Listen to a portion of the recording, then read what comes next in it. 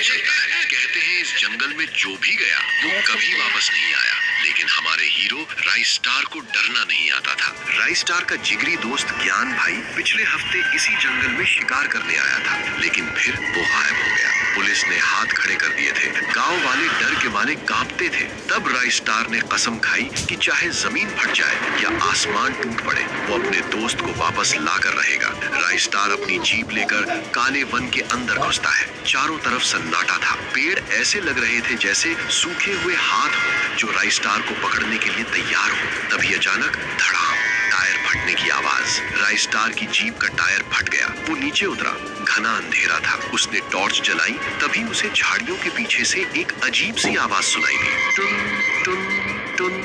राइस्टार ने कड़क आवाज में पूछा, कौन है वहाँ? सामने आओ वरना मैं गोली चला दूंगा। झाड़ियों से एक छोटा सा नाटा आदमी बाहर निकला। उसका चेहरा मासूम लेकिन डरावना था। वो बोला, वापस चले जाओ बाबू, वापस चले जाओ। यहाँ काली छाया का राज है, वो तुम्हें नहीं छोड़ेगी। राइस्टार ने पूछा, तुम कौन हो? उसने अपनी घंटी बजाई। टुन टुन।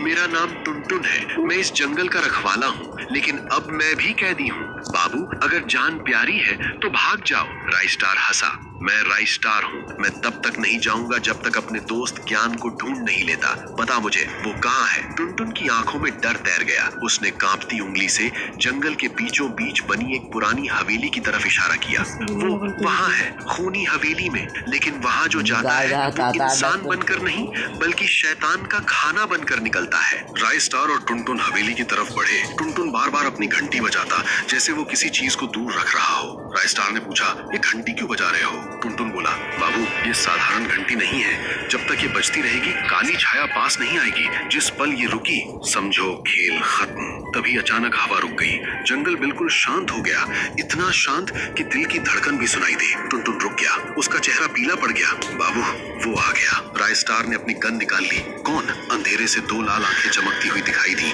वो कोई जानवर नहीं था बल्कि धुएं से बना एक विशाल साया था। वो साया तेजी से उनकी तरफ बढ़ा।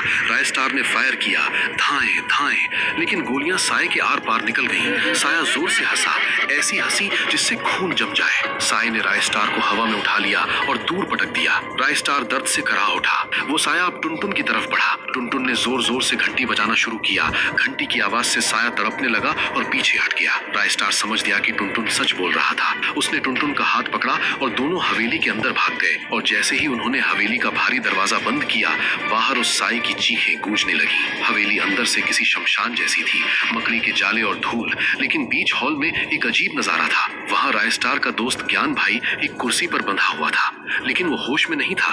उसकी आंखें खुली थीं, मगर पुतलियां गायब थीं। पूरा सफेद चेहरा। राइस्टार दौड़कर उसके पास गया।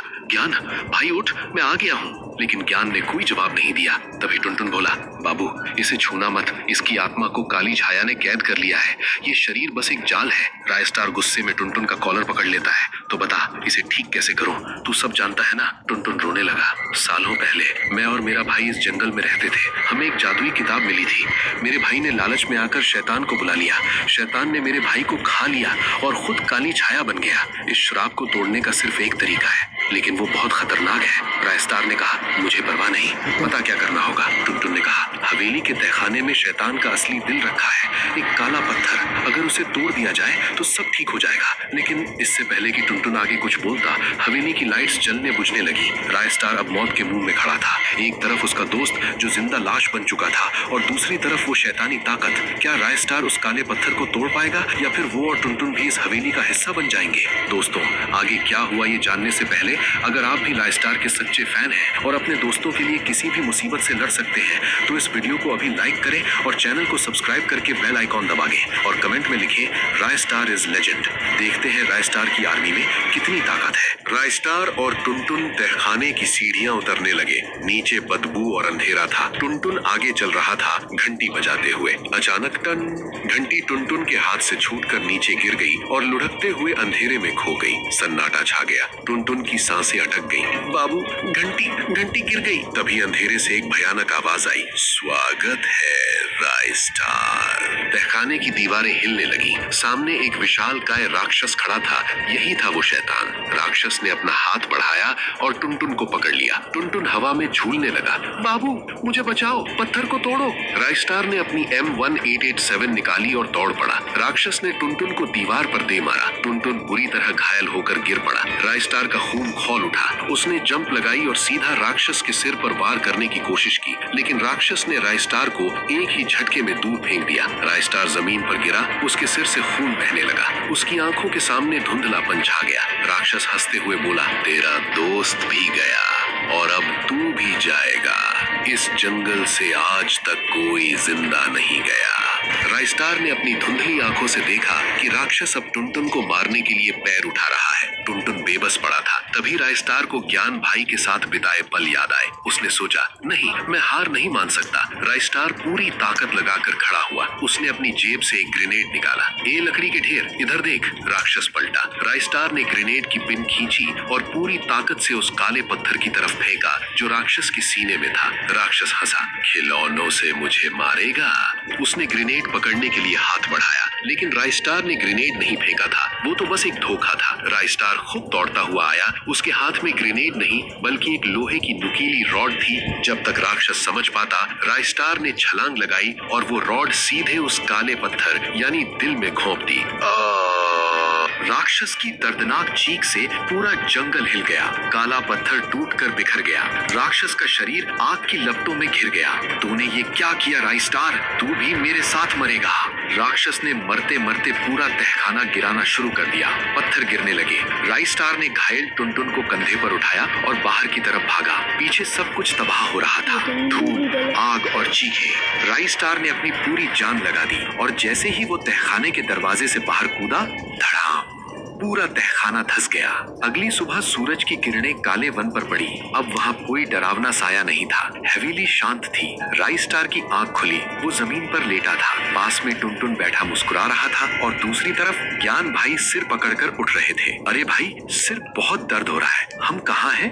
ज्ञान भाई ने पूछा। राइस्टार दौड़ कर गया और ज्ञान को गले लगा लिया। भाई, तू ठीक है? हम नर्क से वापस आए हैं। टुनटुन आया और बोला, राइस्टार बाबू, आपने कर दिखाया। आज सालों पुराना श्राप टूट गया।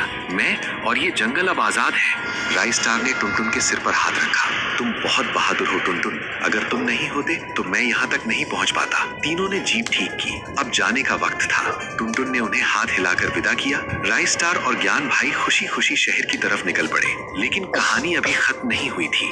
जैसे ही जीप जंगल से बाहर निकली, पीछे खड़ा टुनटुन मुस्कुराया, लेकिन ये मुस्कान मासूम नहीं थी। उसकी आंखें अचानक पूरी काली हो गईं। उसने अपनी जेब से एक और वैसा ही काला पत्थर निकाला। टुनटुन ने धीरे से कहा, शुक्रिया राइस्टार, उस पुराने कमजोर राक्षस को मारने के लिए। अब इस जंगल का असली राजा मैं हूँ। तभी जंगल के पेड़ फिर से सूखने लगे।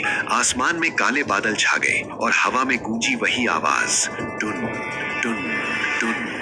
तो दोस्तों, राइस्टार को लगता है कि उसने बुराई को खत्म कर दिया है, लेकिन उसे नहीं पता कि उसने अनजाने में एक नई और बड़ी मुसीबत को जन्म दे दिया है। टुनटुन कोई दोस्त नहीं बल्कि वही असली श्राप था। क्या राइस्टार को कभी पता चलेगा कि टुनटुन जिंदा है? क्या वो वापस आएगा टुनटुन का खात्मा करने? अगर आप इसका पार्ट 2 देखना चाहते हैं जिसमें राइस्टार और टुनटुन की भयंकर लड़ाई हो, तो कमेंट में पार्ट 2 जरूर लिखें। और हाँ, जाने से पहले इस वीडियो को अपने सभी फ्री फायर खेलने वाले दोस्तों को शेयर करो, वीडियो को लाइक करो, चैनल को सब्सक्राइब करो। मिलते हैं अगली खौफनाक कहानी में।